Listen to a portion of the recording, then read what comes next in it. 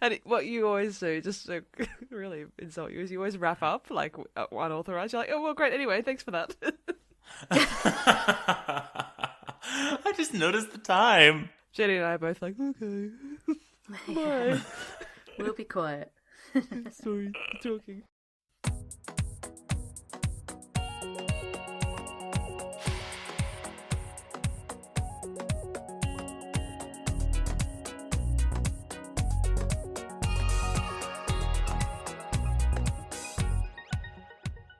Hello, and welcome to the Bookcast Club.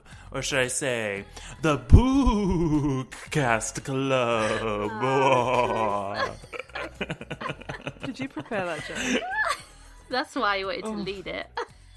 I just realized and looked down that we were actually recording on Halloween, which is very appropriate because we are talking about two classic tales of horror and suspense. I'm Chris, joining you from Indianapolis. Jenny, where are you joining us from today? I can't talk like that. Chris's mood has pivoted. Just to say, at the beginning of this episode, he rocked up and he's like, I'm in a foul mood. And now look at him.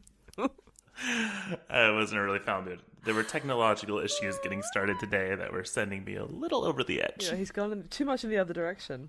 I've gone from rage to spooky kooky in about 10 seconds flat.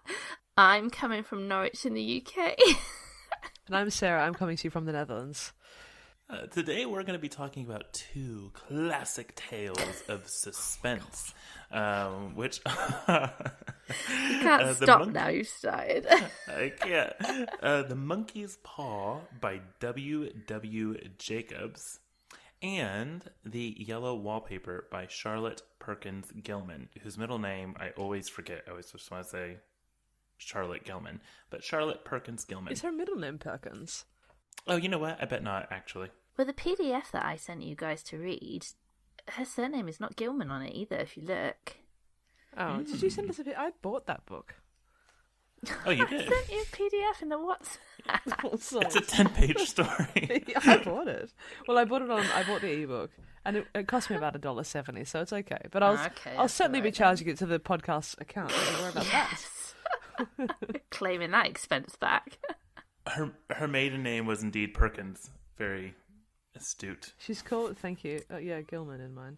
Well, can I tell you guys a story to start off? Yeah, absolutely. Great. I went to the, what did I go to? I went to the Frankfurt Book Fair, biggest book fair in the world, on the last weekend with my friend Anna, who's actually a Patreon. She's probably listening. Hi, Anna. Can I tell you about it? It was really fun. So it's like, yeah, the biggest book fair in the world. It's mostly aimed at publishers and stuff, and she bought me tickets for my birthday. me desperately trying to remember now that I know that Anna's going to listen. I'm like, how were we there? My birthday. We went to Frankfurt for the weekend. It was really fun, and like Salman Rushdie was there, for example. There was like loads of authors. Wow. Yeah, I didn't actually see him, but I did see Sayaka Murata, who wrote Earthlings and Convenience Store Woman, and I met her. Wow. Really cool. Yeah, and I knew that she was going to be there, so I brought my copy of Earthlings. And I met her. I'm going to show you guys how she signed my book because it's really cool. Can you see that? Yeah. Yeah, she signed it with like calligraphy and calligraphy. That's not the word I'm looking for. What is the word I'm looking for? Was the pen like a brush that she was using? Is that what you're saying? Yeah, it's like the I don't know what it's called. I do know what it's called, but it's gone blank. My mind's gone blank. Anyway, so she signed it in like. And she put your name in Japanese as well. Up Yeah, there, right? she did. That's really cute. She said it was like the sound of it. I was like, okay, cool. And then she wrote her name in Japanese underneath. And then she stamped it. She had a little stamp. She was so cute. How wonderful. Yeah, she was really cute. And she was there with her translator. She had like a whole little team there. And I met her and I told her that, yeah, I really like her books. And she was like, oh, thank you so much. And then she was like, where are you German? I was like, no, I'm from Australia. And she was like, what? And she loved it, and then her whole team were like talking about Australia because I was the only one that had. Everyone else had the books in German, and I had like Earthlings. Okay. So she was asking me why I had like the English one. Yeah, it was really really cool. Got to meet her. Now, did you get to meet any other famous authors, or was Sayaka Murata kind of your star? Well, we just did that because the lines were massive, and so we had to wait for like an hour, I think, to talk to her, and there was no one else there that I was like super motivated to Sorry to everyone else that was Queue there. up for. Yeah, and we were both a bit. The friend that I went with, we were a bit slow about planning. We were just, going by the seat of our pants. We were walking around, seeing what the vibes were. It's a very, very big fair. There's like thousands of people there, and it's in a lot of different areas. So like you can have to walk for like quite a big distance to go to. It's full of like talks and stuff. Every publisher basically has their own like stand. So like Simon & Schuster were there, like Faber and Faber were there with all of their like stuff. But then they also split it by country. So they had we were going around like looking at all the different countries. So there are all these like niche publishers from like all over the world, which is really cool. And my friend bought a couple of books from a Filipino publisher. And so they have all this stuff there, like in some translated, some in their like original language. And then most of the thing that they do is they have loads of talks there. They had loads of stuff, for example, about like Ukraine and literature and during war and that kind of stuff, and like the role of literature like now. Very, very varied talks, but lots of them in like very different places. So it's almost kind of like a music festival almost, in that it's like super big and there's like all this stuff happening in parallel, and you have to kind of like decide what you're going to do. And we kind of, because it was so busy, we were kind of going like where everyone else wasn't. And the international sections weren't as busy as the German language section, so we were kind of stuck in there, which was really cool. So there was like all these Australian publishers that were there, like Canadian publishers, some publishers from New Zealand. I actually got this really cool anthology called Out Here. I'll show you. From this New Zealand publisher. I think it was actually published by the University of Auckland Press. I think it was their press that was there. And it's this anthology of queer writers from New Zealand. Queer and Maori writers, I think, from New Zealand. It's called Out Here. Very beautiful. I don't think you can really get this anywhere, like in the Northern Hemisphere, because I looked it up later on Amazon and it's very hard to get. So yeah. It's a very nice cover. Yeah, very beautiful. And it's got like, I want to say 60 or 70 writers, I would say. And after every writer has their own little section with like short stories of theirs. And then at the end, it's got a little bio about that writer and about like where else you can read their work and stuff. How exciting! Did you go to any talks or? No, we were very lazy. We were very disorganized. So I think, did we go to any talks? No, I don't think so. We ended up walking. We were really enjoying looking at the niche sort of publishers, to be honest. So we ended up spending a lot more time. There was a lot more stuff there that was like unique and books that you would never normally find ever. So we were spending like quite a lot of time looking at sort of like weird small publishers that I'd never heard of that were quite interesting. And this was in Frankfurt, Germany? Yeah, Frankfurt, Germany. So did I not say the country? It was in Germany. That's my story. Exciting. Well, Jenny, do you have any exciting bookish updates before we continue to the story? I read Britney Spears' memoir. Oh, how was it? That's right. I forgot we had Britney talk. Okay, let me just clarify that I fucking love Britney Spears, right? Okay. So I loved her growing up. I wanted to be her. You probably haven't seen pictures of me when I was in my 20s, but I had very blonde hair. And once my friend tried to do my roots for me because I couldn't afford to get them done, it went horribly wrong. Most of my hair went ginger. I tried to rectify it, and then I ended up with like white roots, ginger hair. It was so bad. I was trying to avoid going to the hairdressers, and then I had to have like an emergency appointment to like fix it. Trying to be Britney Spears. So I bloody love her, and I think it's very sad how her life has kind of turned out. And I really enjoyed the memoir. It's really well written. She had a ghostwriter, and I don't know how much like. I suspect the ghostwriter wrote most of it from yeah, you don't say. Transcript. Because Michelle Williams, the actress, narrates it. Britney Spears, there's a very, very short introduction at the start, and it's quite difficult to even listen to her talk because she reads in like a funny rhythm and obviously can't really read a sentence structure properly, so I could see why she doesn't narrate it herself, but it was quite jarring to even hear her speak at the start of the book. But yeah, I thought it was really good. It's getting some negative press because people feel like it's quite surface level and she doesn't give very much away. But I felt she gave enough away of her life, and why do we feel like we have the right to know more? She delves into relationships she's had. She talks a lot about Justin Timberlake, which I enjoyed the tea on him, that's for sure. Yeah, that's the main thing I've heard about it. Yeah, but she's not disrespectful in any way. You just realise that she's just been shat on her entire life by everybody around her. And I've seen reviews saying that, you know, there's no context from the other side of the story. It's literally just her opinion. But I'm like, yeah, but it's her memoir. And she was trapped in this conservatorship, is that what you call it? For so many years. Like, no, I don't think she did know what was going on most of the time. And all she can really say is what she experienced. And most of that is kind of about how she was basically incarcerated and forced to take medication that she didn't want to take, and her children were taken away from her, and it's just really sad. And I thought it was really, really good. I really enjoyed it. I listened to it on a long drive home from my dad's in Somerset. So yeah, I thought it was very, very good. And I'm going to save some of my thoughts for when we discuss the yellow wallpaper, because some of it is quite appropriate. So yeah, I say if you like Britney Spears, or even intrigued as to what has kind of gone on in her life, then it's worth listening to. It's very good. Listen. I've mostly only heard good stuff really about it, to be honest with you. Good. Or like, yeah, people have enjoyed it. That's enjoyable is the most what I've really heard. Yeah, she's very warm.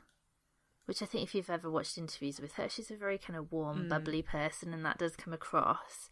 At the same time, she doesn't shy away from...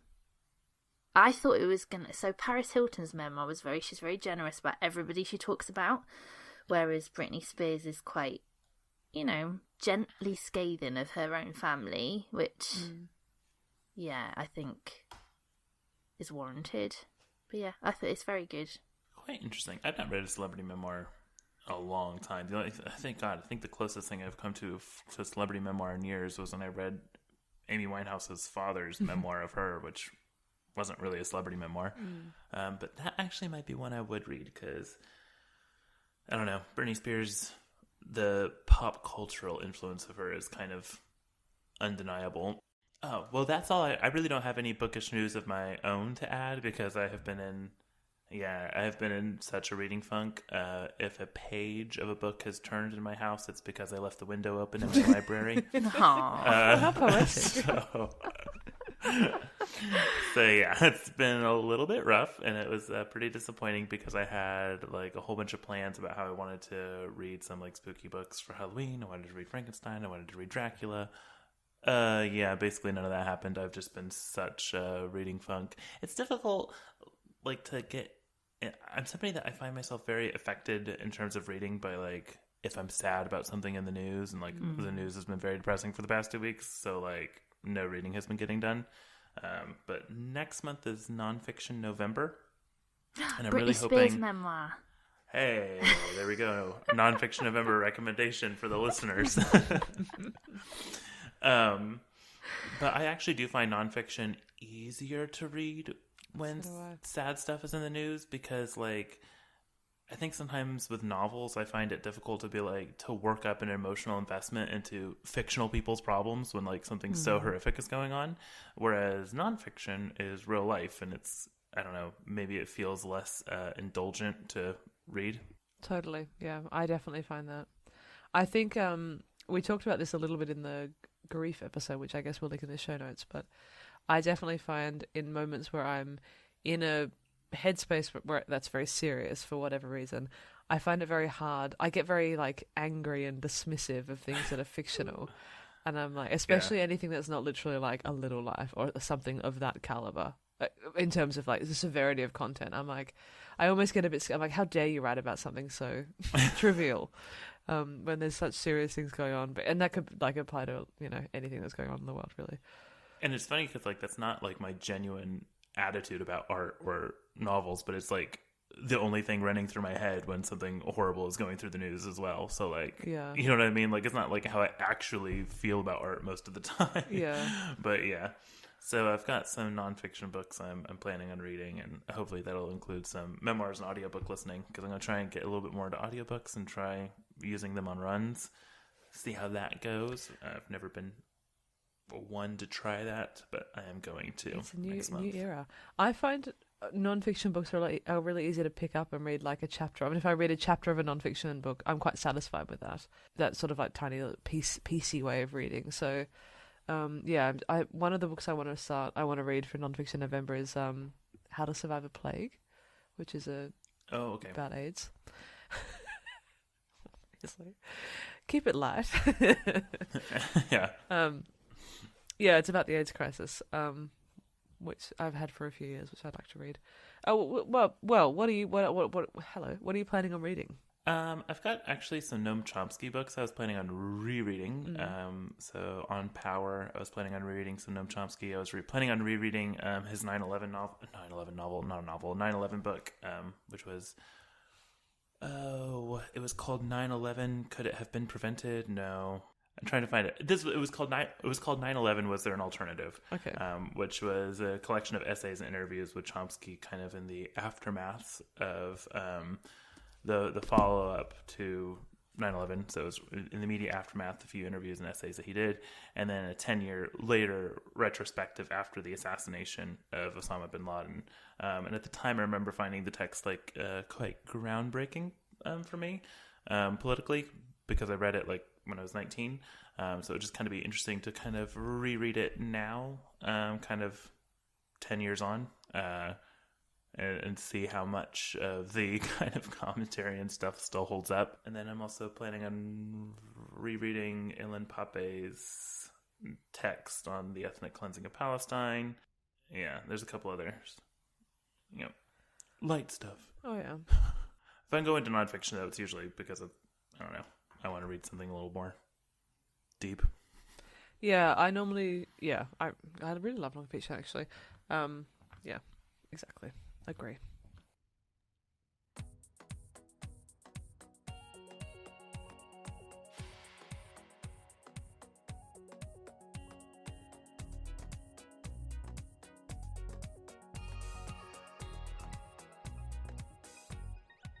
This is where we pop a little ad break in to tell you about all the different ways you can support the pod, most of which are totally free.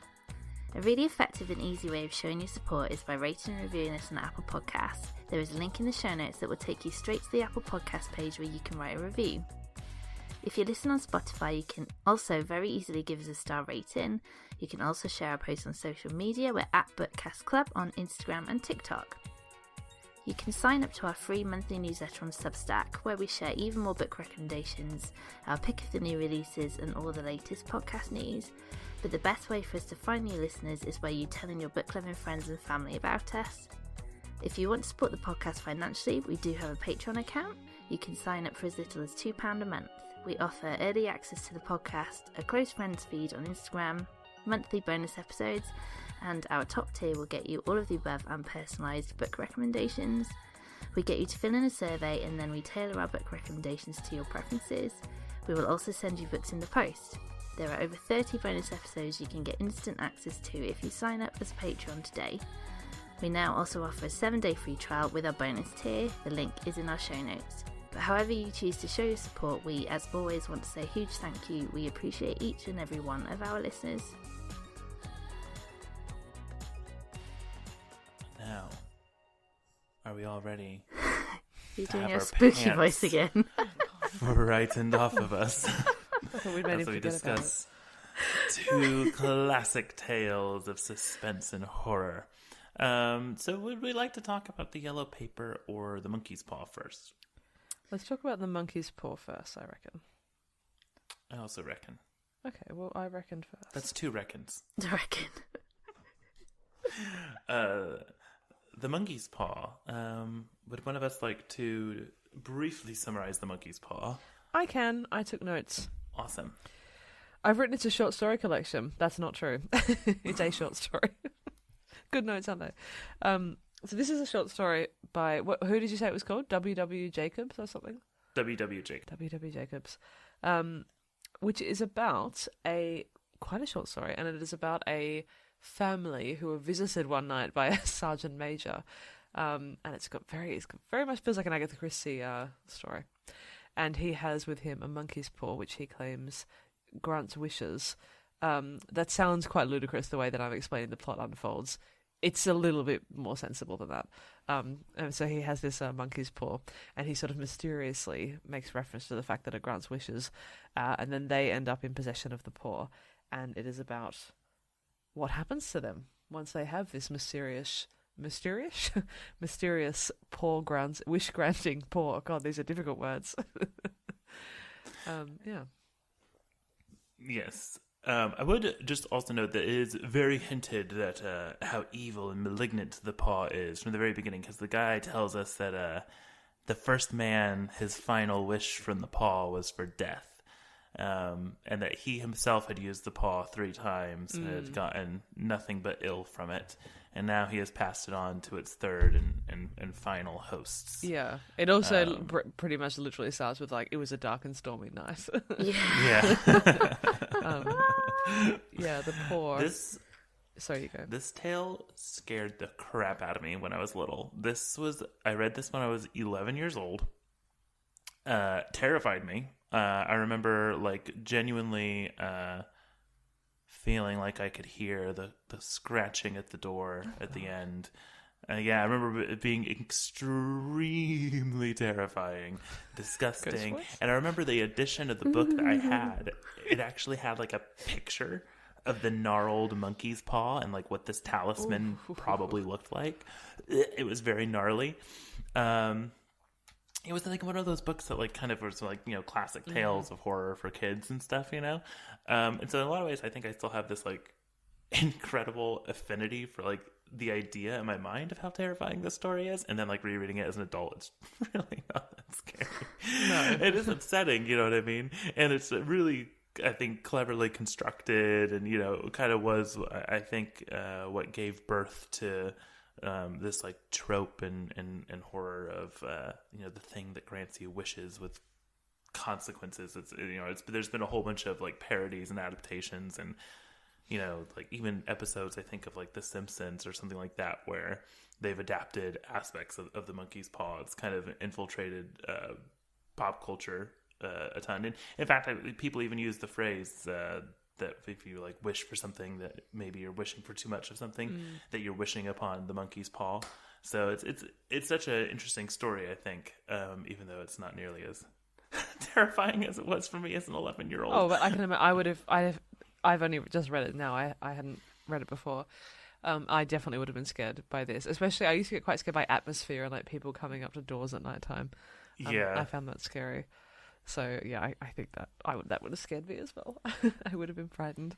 I wrote in my notes that I think if you were sat around, like, a campfire and somebody told this story, like, in the dark to a group of you, then I can imagine it would be quite scary, because a lot of the scary bits are untold, aren't they? Yes. So, you know, they talk about this ghost at the door, but you never see it. You never see what it looks like, and yeah, it's what's unsaid that I think is quite scary. So yeah, as an 11-year-old, I think this would have been pretty terrifying. Totally. And there's an extent, it's an ambiguous story. So in terms of what actually happens to the people, so that kind of stuff is scary. As a kid, especially, I found that scary, and my mind would always go to, like, the scariest version of that. It does feel like quite I couldn't find any deeper meaning in it than just, like, be careful what you wish for. So it just kind of feels like a children's story almost. Yeah. That's exactly what I was going to say. I was like, as much as I still like aspects of this story's writing and, like, construction, and I do like what it's getting at, it is a very on-the-nose story. I mean, the paw itself is clearly just supposed to represent, you know, greed and all this different stuff, and the foul consequences of wishing for money. You know, it's a little on the paw, on the paw, on the nose. Yeah. But for all that, the ending is really quite terrifyingly written. Like, I mean, maybe not in the sense that it actually scares me, but I love the writing and the atmosphere and the pacing and the build up of this story. Like, yeah, I liked it. It's definitely got that kind of classic gothic ghost story atmosphere to it. Totally. Yeah, I looked up the interpretation of this story because I wondered if I was missing something. And Yeah, basically I didn't get much more than the monkey's paw is a symbol of desire and greed. So I was like, okay, I got that. Yeah, it's just pretty much. Oh, I did get it. It was. I mean- I got the message I got from it was no such thing as a free lunch. Yeah. Yeah. Well, like to get into a little bit of the plot details, because I'm assuming most people have either read the story or know the basic gist of the story. But yeah, they're initially told that it'll grant you whatever you want, but not in the way that you're wanting it. And so they wish upon the paw initially for £200 because that's the amount of money that would actually pay off their house. And they get the money because their son the next day goes to work at the mill and is caught in the machine and slaughtered, and the workman's compensation to the family for this loss is exactly £200. And so they realize the danger of wishing upon the paw.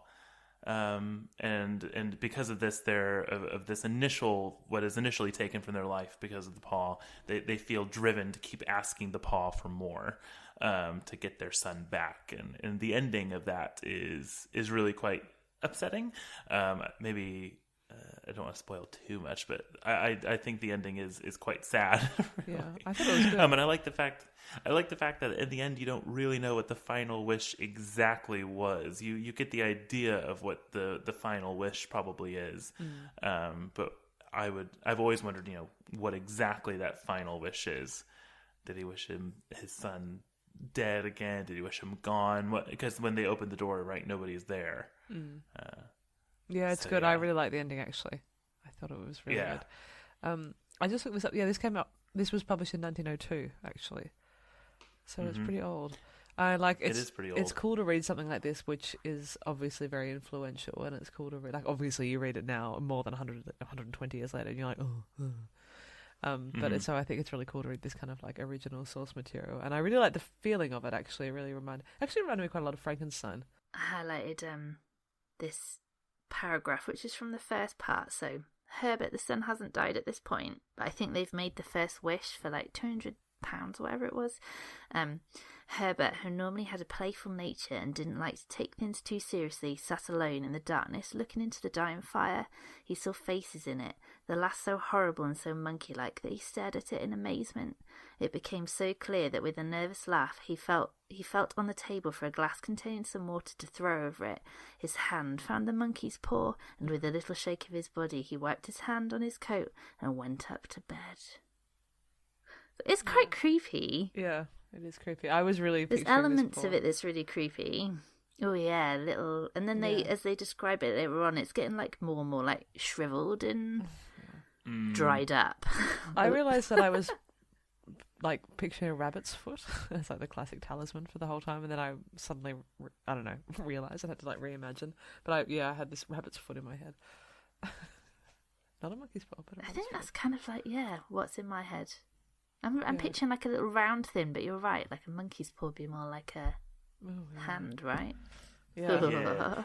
And it was like kind of shriveled, and like you could still see like kind of mummified skin on it and stuff. Was like the picture in my book. There was a part of the writing I was trying to find because I remember like reading it and thinking it was quite good. Oh yeah, this was it.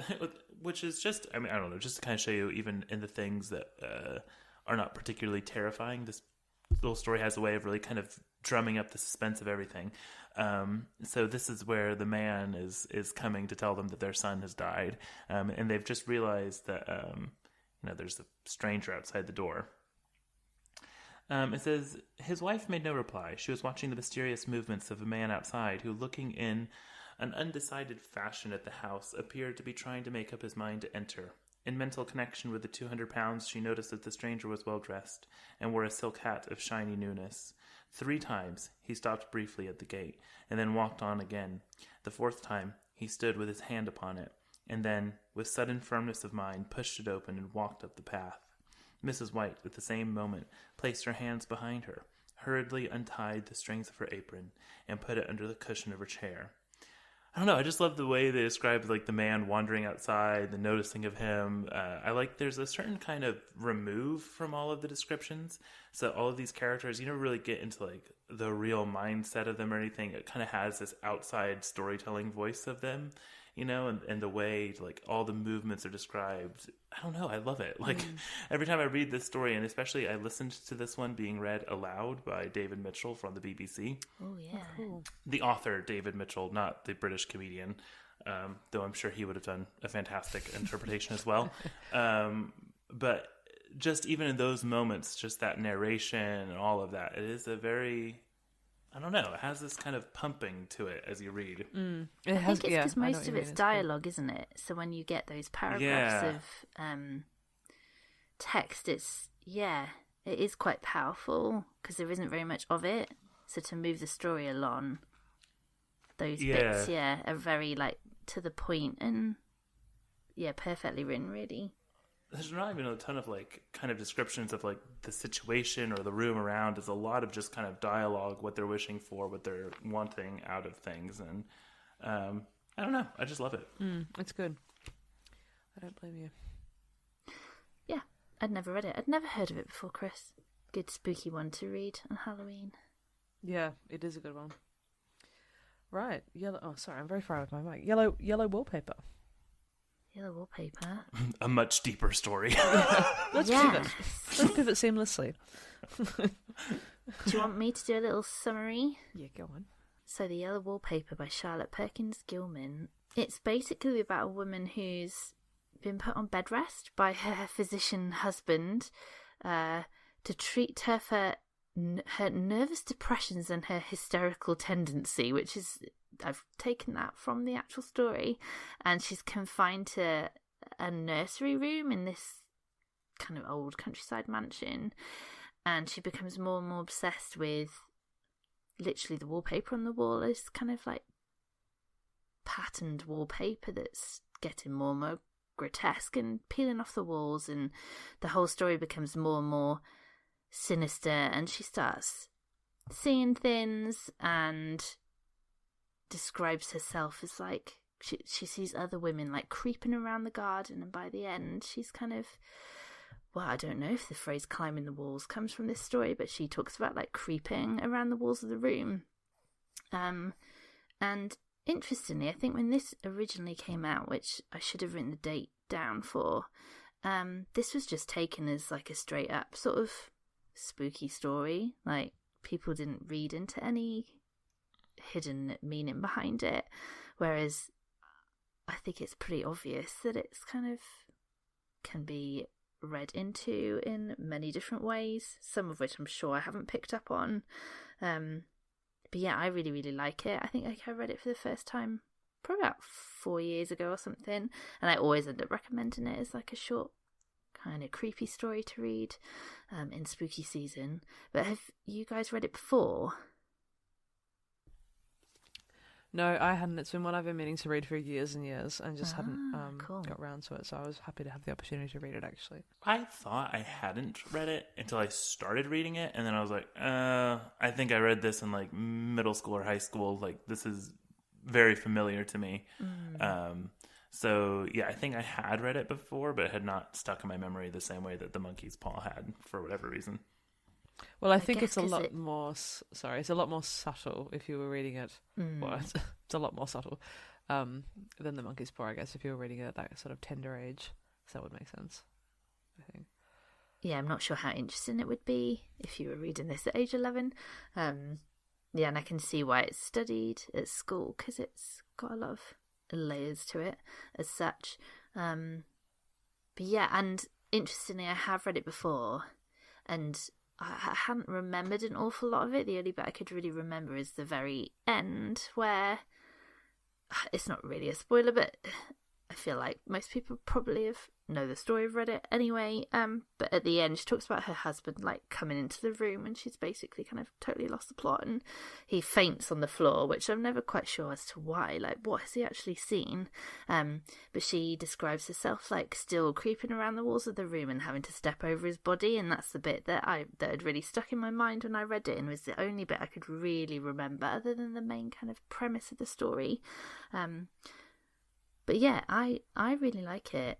It's an interesting one because the author was like sent on bed rest, or like bed rest was offered as a treatment to her. So she was writing from a place of experience.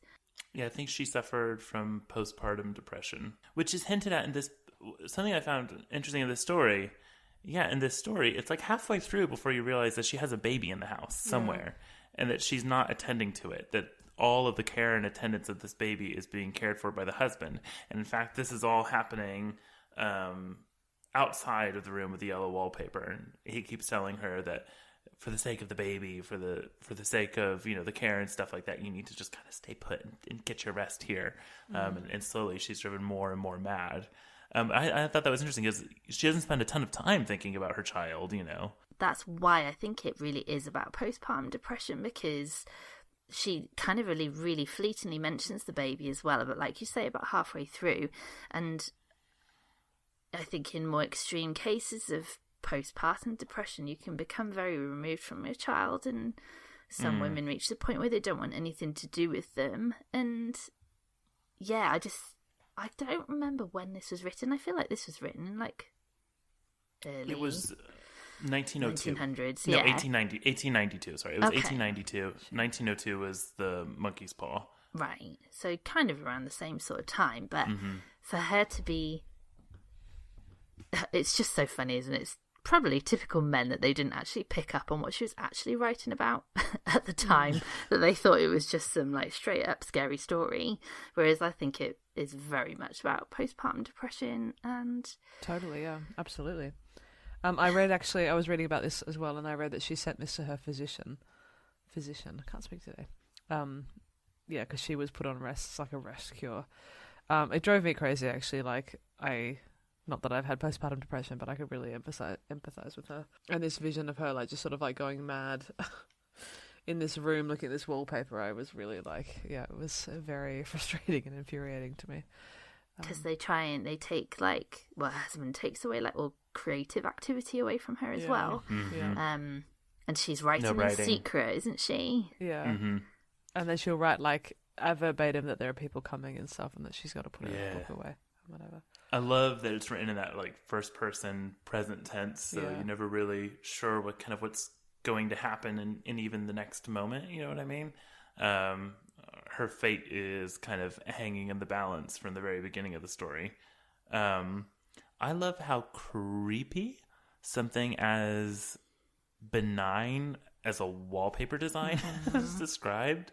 You really kind of buy into the monstrosity of this wallpaper as it's being described, even though it shouldn't be. And I wanted to kind of read like the part that really kind of stuck with me.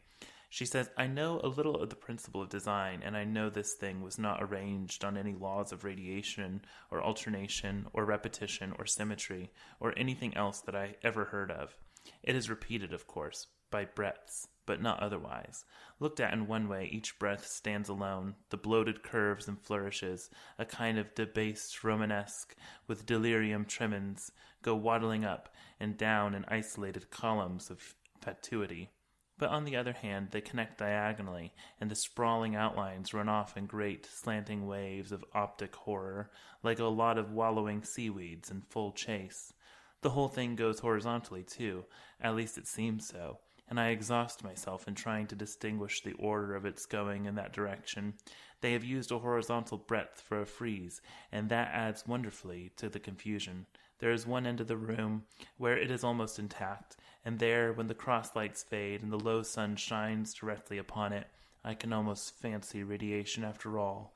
The interminable grotesque seem to form around in common center and rush off in headlong plunges of equal distraction. It makes me tired to follow it. I will take a nap, I guess." Oh, yeah. It's so good. Like, it is very good. It's very really good.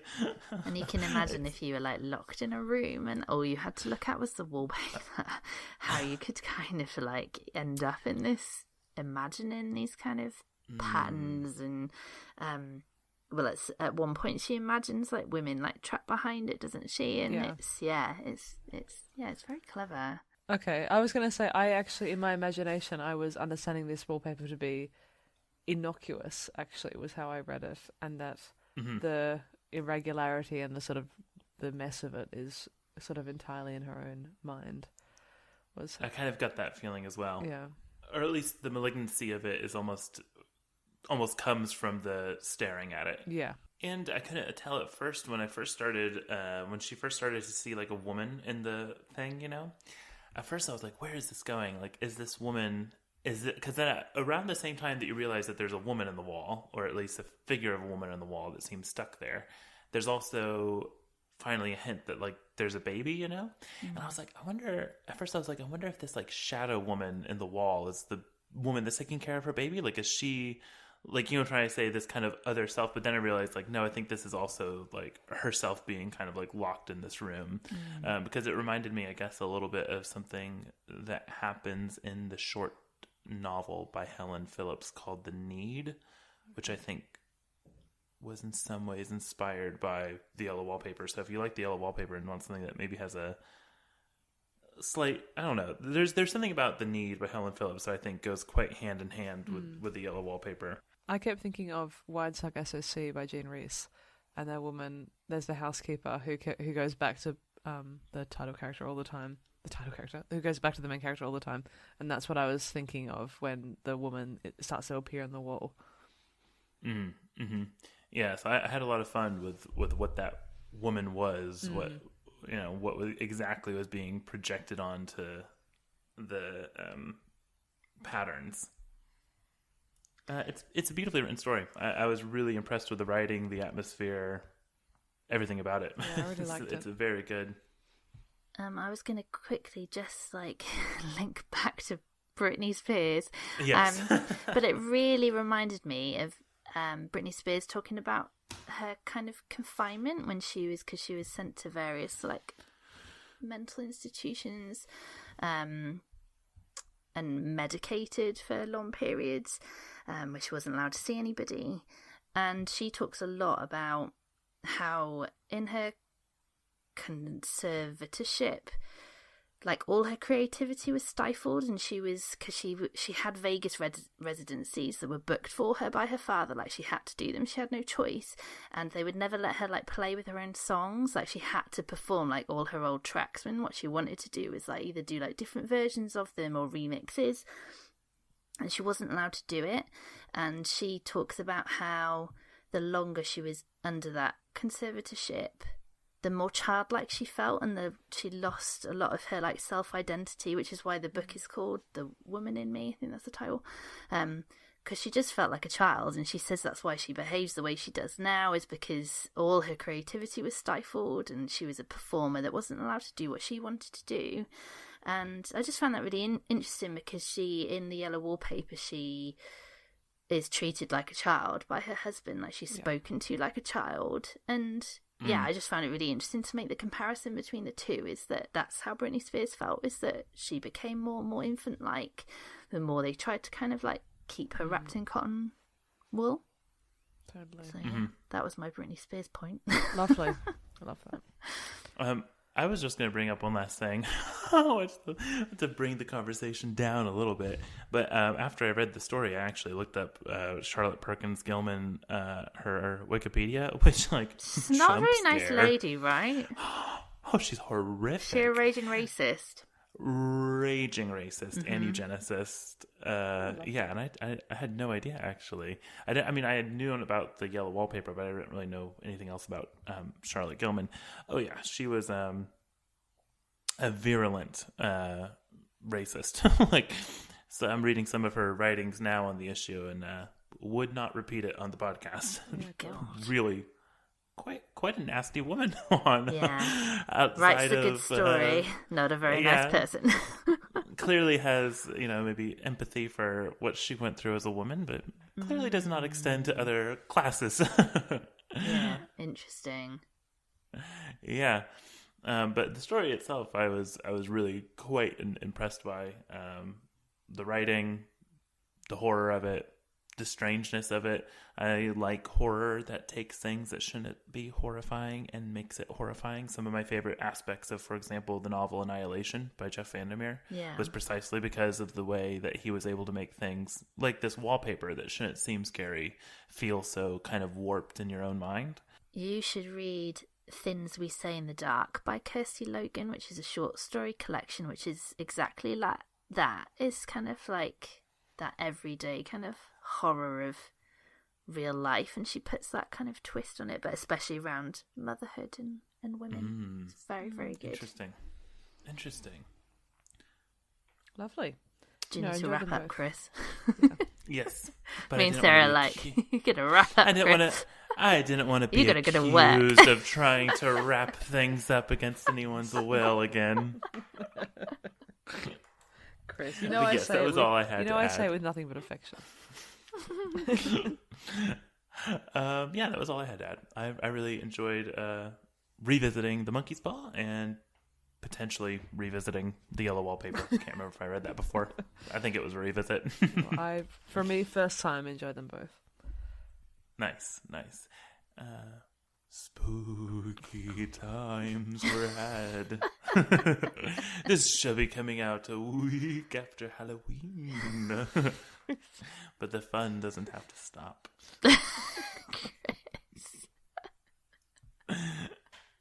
Do a proper outro. Yeah, goodbye. We're trying to say goodbye. All right. Goodbye, everybody. Thank you very much for spending a little spooky season with us and enjoying these 2 short stories. If you want to get in contact with us, we are at Bookcast on Instagram.